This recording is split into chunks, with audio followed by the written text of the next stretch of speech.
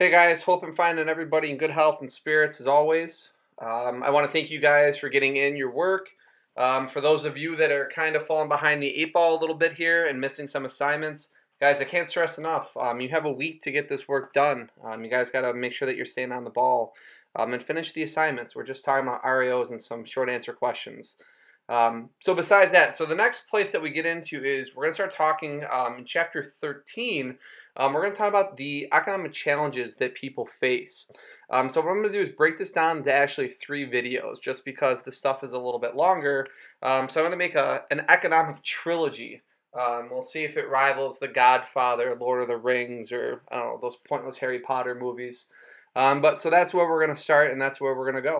So I would argue to say the first economic challenge that most people face is finding a job. Unemployment is something that we see.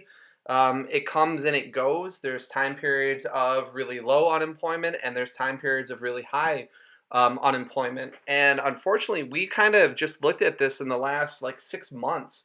We went from a time period of really, really low unemployment to now finding millions of Americans seeking unemployment benefits from the United States.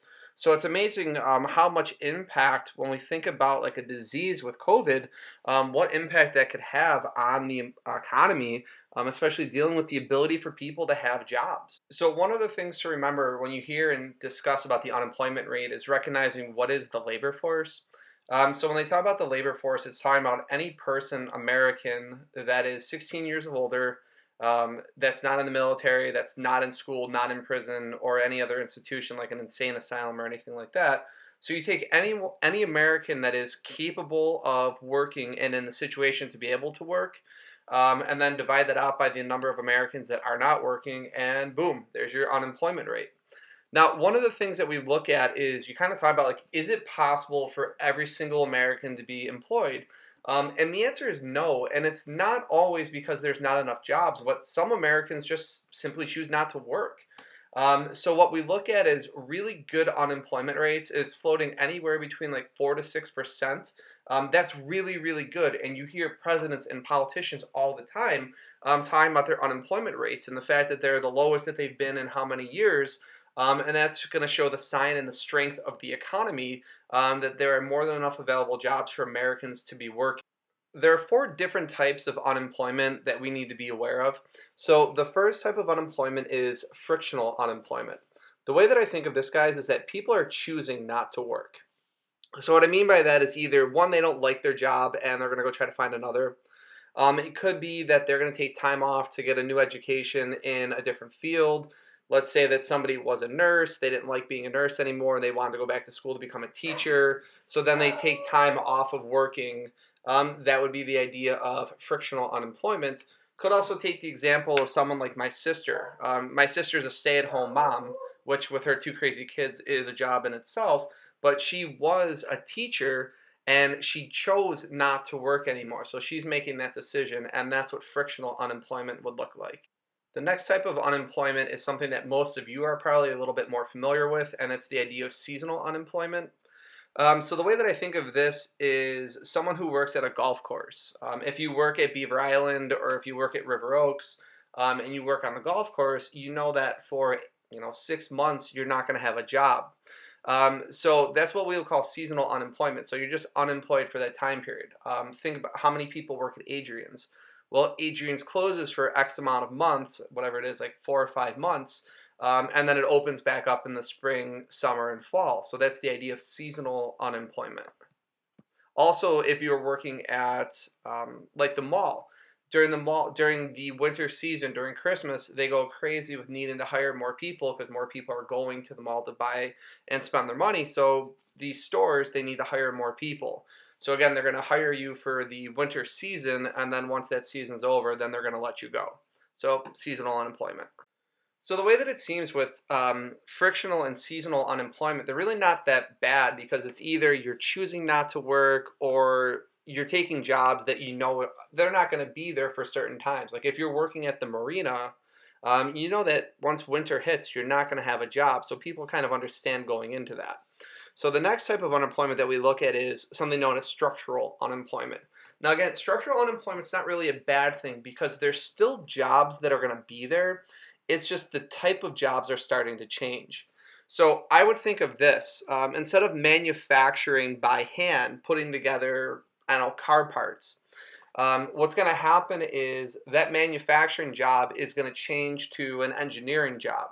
So instead of having to, piece together the whatever it is, the brakes by hand, what you're doing is you're going to be making sure running the diagnostics on the machine to make sure that the machine is running well and to make sure that everything is good. So it's a different skill set that you're going to have to learn.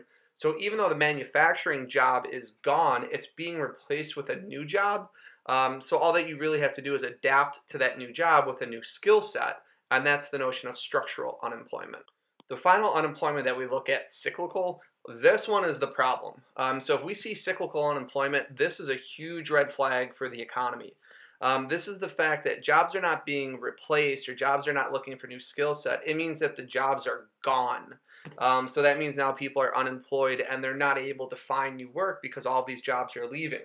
So what we're looking at right now with this COVID crisis that we've been in for the last 2 months, we are looking at cyclical unemployment. Now, these jobs are gone, but a lot of people, you probably have heard the term furloughed. So this is actually kind of a good thing. So essentially, those jobs are not gone, and that when the market starts to pick back up, hopefully people are going to be able to get those jobs back. But I just wanted to use the idea of cyclical unemployment with where we are right now because there is the fear that because we kind of are in this midst of a recession, the stock market's been up and down, people are looking for unemployment benefits. Hopefully, they're going to be able to get those jobs when we come out of this COVID crisis. But if we can't and those jobs are no longer there, that would be an example of cyclical unemployment. And that is the one out of the four types of unemployment that we've discussed. Cyclical is the absolute worst, as I said, because people want to work and people want to have jobs. There are just no jobs to be had. And that's going to be a bigger issue. And one of the last and final things that we have to talk about with this economic challenges is this notion of underemployment. So this was something that really kind of came to light in 2009 when we had that big recession because of the stock market crash and because of the housing market bubble. So what happened was a lot of people lost jobs. It was a crazy number of people that lost jobs, and we're talking professional jobs. So we're talking about skilled laborers, we're talking about lawyers and doctors and bankers and all sorts of those professional jobs. People were fired, they were let go. They simply, I mean, and we're talking again, people that were making, good money. We're talking 50, 60, $70,000 a year, hundreds of thousands of dollars a year. They were gone. So these people are now left with, well, what am I going to do? So they were left with needing to go find new jobs. And what we talk about the idea of underemployment is the fact that you are working in a job that you are overqualified for. Um, I know when, and I've shared with you guys before, when my teaching position was cut in Akron because of the recession, there was no money and state budgets were destroyed, and they couldn't afford to pay teachers anymore. I was left with trying to figure out what the heck I was going to do. I was actually ready to take a job at Tim Hortons as an assistant manager before I actually got called to Canisius to go work. And that's an example of underemployment. I would have been overqualified as an assistant manager at Tim Hortons, but at that time I needed a job. I needed to work. And that unfortunately was something that a lot of people saw 2008, 2009, 2010 because of the Great Recession that took place. So while I don't see that happening now, because I think hopefully a lot of people are going to be able to go back to their jobs once this COVID crisis is over, it is something just to be aware of the idea of overqualified people working in jobs that they really shouldn't be, or that again, that they're overqualified for, but because of whatever economic challenge, whether it's the market, whether it's a surplus of people working in that field, whether it's downsizing within that field, whatever, that is something that we can see people having to live and go through. Okay, that takes care of the first video. So at your leisure, again, you're going to have a week to do this. So you can check out the other two videos talking about poverty and inflation anytime. Please make sure that you guys check on Google Classroom for what the assignments are going to be. Stay healthy, stay well. Look forward to seeing you guys hopefully soon. All the best.